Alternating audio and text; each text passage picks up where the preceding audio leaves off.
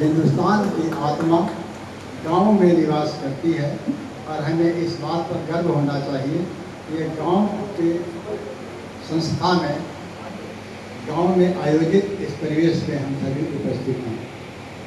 विश्व स्तर पर एक लहर चली है कि सारे गांव को शहर बना दिया जाए, लेकिन हमारी लोक परंपरा भारतीय संस्कृति कहती है कि गांव को शहर बनाने से ज़्यादा अच्छा है कि सारे नगरों को ही, सारे शहरों को ही गांव बना दिया।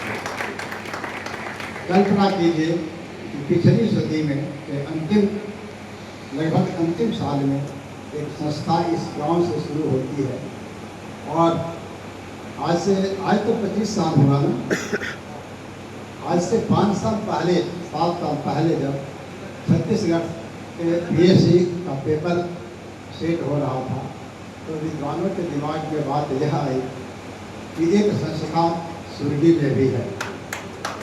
कल्पना कीजिए। अब मैं बता देना चाहता हूँ इस मंच को, और देखिए किसी के नज़र में गांव छोटा हो सकता है, संस्था हमेशा बड़ी होती है।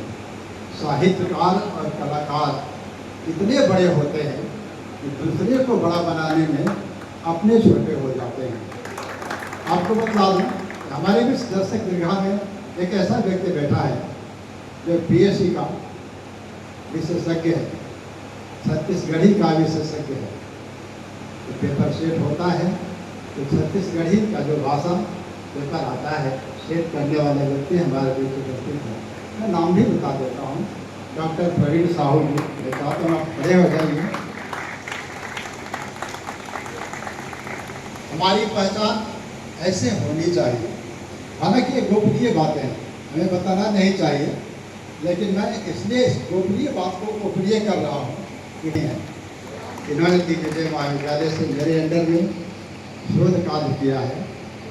मैं ऐसी बड़ी उपलब्धि को आपके सामने क्यों नहीं बताऊंगा कि हम सबकी उपलब्धि है, इस मोखला गांव की उपलब्धि है, इस संस्कृति की उपलब्धि है।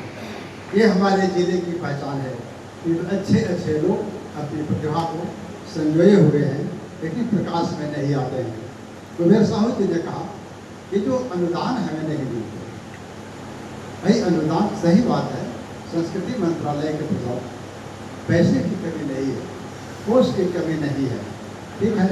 बम्बे के कलाकारों से हमें कोई परहेज नहीं है, उनकी भी कला का प्रदर्शन होना चाहिए, लेकिन कभी हमको भी बम्बे में ले जाकर प्रदर्शित करना चाहिए।